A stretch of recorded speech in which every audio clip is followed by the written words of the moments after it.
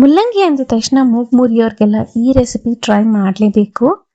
ಚಳಿಗಾಲ ಇರಲಿ ಮಳೆಗಾಲ ಇರಲಿ ಈ ರೆಸಿಪಿ ಅಂತೂ ತುಂಬಾ ಚೆನ್ನಾಗಿರುತ್ತೆ. ಮುಲ್ಲಂಗಿ ಸಾರೆಲ್ಲ ಯಾರೆಲ್ಲ ತಿಂದು ಬೋರ್ ಆಗಿರುತ್ತೋ ಈ ಮುಲ್ಲಂಗಿ ಪರಾಟನ ಖಂಡಿತ ಟ್ರೈ ಮಾಡಿ ಮನೆಯಲ್ಲಿ ಒಂದ್ಸತಿ. ಮೊದಲನೇದಾಗಿ ನಾನಿಲ್ಲಿ 4ರಿಂದ 5 ಮುಲ್ಲಂಗಿನ ಚೆನ್ನಾಗಿ ಸಿಪ್ಪೆ ಎಲ್ಲ ಸುಲಿದು ನೀರಲ್ಲಿ ಚೆನ್ನಾಗಿ ವಾಶ್ ಮಾಡಿ ಎತ್ತಿಟ್ಕೊಂಡಿದ್ದೀನಿ. ಇದನ್ನ ನಾವು ತುರೆಮಣಿನಲ್ಲಿ ಚೆನ್ನಾಗಿ ತುರಿದು ಇಟ್ಕೋಬೇಕು. ಮುಲ್ಲಂಗಿನಲ್ಲಿ ನೀರಿನಂಶ ಜಾಸ್ತಿ ಇರೋದ್ರಿಂದ ಇದನ್ನ ನೀವು ಚಾಪರಲ್ಲಿ ಚಾಪ್ ಮಾಡೋ ಹಂಗಿಲ್ಲ. ಚಾಪರಲ್ಲಿ ಚಾಪ್ ಮಾಡಿದ್ರೆ ಅದು ಇನ್ನೂ ನೀರು ಜಾಸ್ತಿ ಬಿಟ್ಕೊಳೋದ್ರಿಂದ ಪರಾಟ ತುಂಬಾ ಮೆತ್ತಗಾಗಿ ಹೋಗುತ್ತೆ. ಹಾಗಾಗಿ ತುರಿಯೋದೇ ಚೆನ್ನಾಗಿರುತ್ತೆ. ಖಾರಕ್ಕೆ ಬೇಕಾಗಿರೋಷ್ಟು ಹಸಿಮೆಣಸಿನ್ಕಾಯಿನ ತಗೊಂಡಿದ್ದೀನಿ. ನಾನಿಲ್ಲಿ 2 ಹಸಿಮೆಣಸಿನ್ಕಾಯಿ ಯೂಸ್ ಮಾಡ್ತಾ ಇದ್ದೀನಿ. ಹಸಿಮೆಣಸಿನ್ಕಾಯಿನೆಲ್ಲ ಸಣ್ಣಗೆ ಹಚ್ಚಿ ಇಟ್ಕೊಂಡು ಒಂದು ಹಿಡಿ ಆಗೋಷ್ಟು ಕೊತ್ತಂಬರಿ ಸೊಪ್ಪನ್ನ ವಾಶ್ ಮಾಡಿ ಅದನ್ನ ಕೂಡ ಸಣ್ಣಗೆ ಹಚ್ಚಿ ಇಟ್ಕೊತಾ ಇದ್ದೀನಿ. ಈಗ ಎಲ್ಲ ಮುಲ್ಲಂಗಿನೂ ಚೆನ್ನಾಗಿ ತುರಿದಿಟ್ಕೊತಾ ಇದ್ದೀನಿ.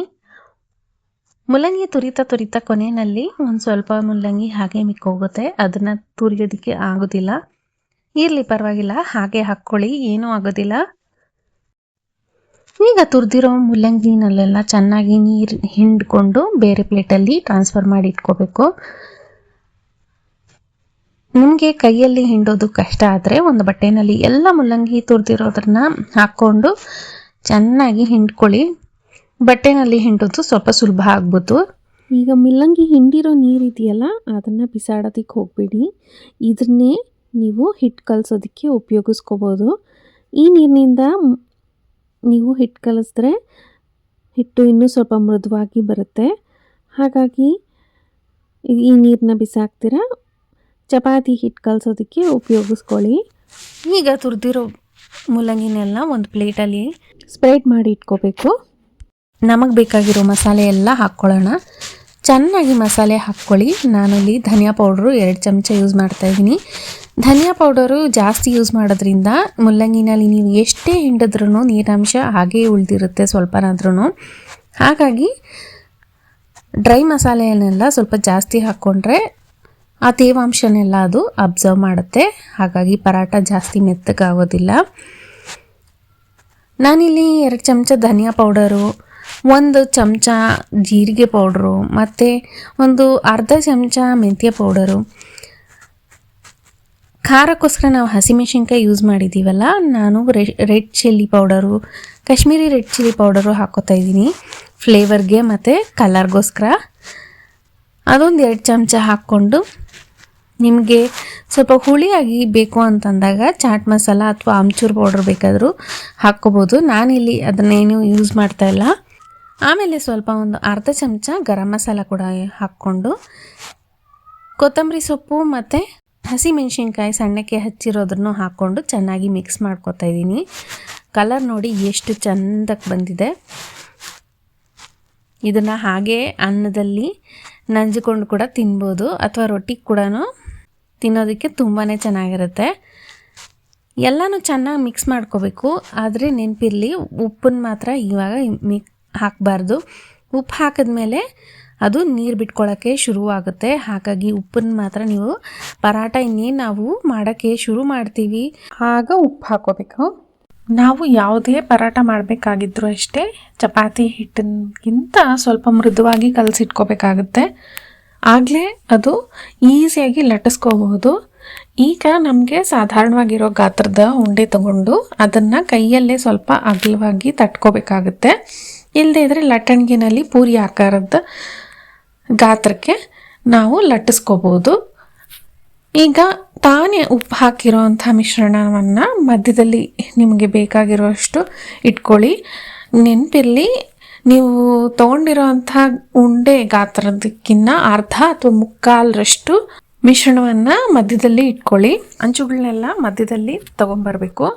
ಮಧ್ಯಕ್ಕೆ ಬಂದಿರೋ ಹೆಚ್ಚುವರಿ ಅಂಚುಗಳನ್ನೆಲ್ಲ ನೀವು ಬೇಕಾದರೆ ಎಕ್ಸ್ಟ್ರಾ ಹಿಟ್ಟನ್ನ ತೆಗೆದುಬೇಕಾದ್ರೂ ಪಕ್ಕಕ್ಕೆ ಹಾಕ್ಬೋದು, ಅಥವಾ ಅದನ್ನು ಹಾಗೆ ತಿರುಗಿ ಒತ್ತಿ ಅದರಲ್ಲೇ ತುಂಬೋದು. ಈಗ ಆ ಉಂಡೆನಿಗೆ ಸ್ವಲ್ಪ ಒಣ ಹಿಟ್ಟನ್ನು ಚೆನ್ನಾಗಿ ಸಾವರಿ ಎಲ್ಲ ಇದೇ ಥರ ರೆಡಿ ಮಾಡಿ ಎಲ್ಲ ಉಂಡೆಗಳನ್ನೂ ಮಿಶ್ರಣ ತುಂಬಿ ಒಣ ಹಿಟ್ಟು ಹಾಕಿ ಒಂದು ಪ್ಲೇಟಲ್ಲಿ ಇಟ್ಕೋಬೇಕು.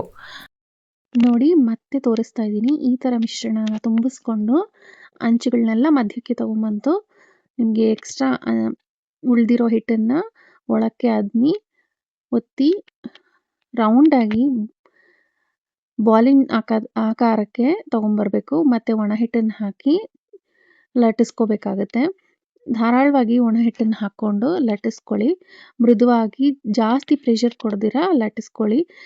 ಆಮೇಲೆ ಹೆಂಚನ್ನು ಬಿಸಿಗೆ ಸ್ಟವ್ ಮೇಲೆ ಇಟ್ಟು ಒಂದೊಂದಾಗಿ ಉಂಡೆಗಳನ್ನ ತಗೊಂಡು ನಿಧಾನವಾಗಿ ಜಾಸ್ತಿ ಪ್ರೆಷರ್ ಕೊಡ್ದಿರ ಲಟ್ಟಿಸ್ಕೋಬೇಕಾಗತ್ತೆ.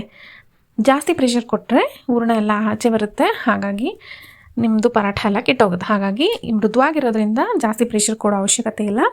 ಈಸಿಯಾಗಿ ಲಟ್ಟಿಸ್ಕೊಂಡು ನಿಮ್ಗೆ ಬೇಕಾಗಿದ್ದರೆ ಎಣ್ಣೆ ಅಥವಾ ತುಪ್ಪ ಇಲ್ಲ ಬೆಣ್ಣೆ ಯಾವುದು ಬೇಕಾದ್ರೂ ಅಷ್ಟೇ ನಿಮ್ಮ ಇಷ್ಟ ಆಗಿರೋವಂಥದ್ದನ್ನು ಹಾಕ್ಕೊಂಡು ಚೆನ್ನಾಗಿ ನಿಧಾನವಾಗಿರೋ ಉರಿನಲ್ಲಿ ಅಥವಾ ಲೋ ಟು ಮೀಡಿಯಮ್ ಉರಿನಲ್ಲಿ ಸುಟ್ಕೋಬೇಕು.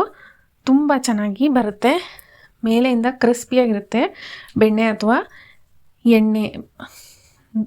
ಅಥವಾ ತುಪ್ಪ ಯೂಸ್ ಮಾಡೋದ್ರಿಂದ ತುಂಬಾ ಟೇಸ್ಟಿಯಾಗಿ ಬರುತ್ತೆ. ಖಂಡಿತ ಟ್ರೈ ಮಾಡಿ. ಮನೆ ಮಂದಿಗೆಲ್ಲ ತಿನ್ನಿಸಿ ನೀವು ತಿನ್ನಿ. ಇದನ್ನು ಬಿಸಿ ಬಿಸಿಯಾಗಿ ತಿಂದರೆ ಇನ್ನೂ ರುಚಿಯಾಗಿರುತ್ತೆ. ಜೊತೆಗೆ ಮೊಸರನ್ನ ಕೂಡ ಪಕ್ಕದಲ್ಲಿ ಇಟ್ಕೊಂಡು ತಿನ್ನೋದ್ರಿಂದ ತುಂಬಾ ಚೆನ್ನಾಗಿರುತ್ತೆ. ನೋಡಿ, ಇದನ್ನು ಓಪನ್ ಕೂಡ ಮಾಡಿ ತೋರಿಸ್ತೀನಿ. ಎಷ್ಟು ಚೆನ್ನಾಗಿ ಕಾಣಿಸುತ್ತೆ. ಸ್ಟಫಿಂಗ್ ಎಲ್ಲ ನೀಟಾಗಿದೆ. ಸ್ಟಫಿಂಗ್ ಎಲ್ಲ ಕ್ಲೀನಾಗಿ ಕಾಣಿಸ್ತದೆ ಮೇಲೇ. ಯಾಕಂದರೆ ನಾನು ಸ್ಟಫಿಂಗ್ನ ಸ್ವಲ್ಪ ಜಾಸ್ತಿನೇ ಹಾಕಿರೋದ್ರಿಂದ ಗೋಧಿ ಹಿಟ್ಟಂಶ ಸ್ವಲ್ಪ ಕಡಿಮೆ ಇರುತ್ತೆ. ಇಲ್ಲಾಂದರೆ ನೀವು ಅರ್ಧ ಇದು ಮಿಶ್ರಣ ಹಾಕಿದ್ರೆ ಅದು ಸ್ವಲ್ಪ ಗೋಧಿ ಹಿಟ್ಟು ಜಾಸ್ತಿ ಇದ್ದಂಗೆ ಇರುತ್ತೆ. ಸೊ ಇದ್ರ ಜೊತೆಗೆ ಒಂದು ಕಪ್ ಟೀ ಕುಡಿದ್ಬಿಟ್ರೆ ಅಂತೂ ತುಂಬಾ ಚೆನ್ನಾಗಿರುತ್ತೆ. ಖಂಡಿತ ಮನೆ ಮಂದಿಗೆಲ್ಲ ತಿನ್ನಿಸಿ, ನೀವು ತಿನ್ನಿ. ಈ ರೆಸಿಪಿ ಇಷ್ಟ ಆಗಿದ್ದಲ್ಲಿ ಖಂಡಿತ ಲೈಕ್ ಮಾಡಿ, ಶೇರ್ ಮತ್ತು ಸಬ್ಸ್ಕ್ರೈಬ್ ಮಾಡೋದು ಮರಿಬೇಡಿ. ಸಿಗೋಣ ಮತ್ತೆ ಮುಂದಿನ ರೆಸಿಪಿಯಲ್ಲಿ.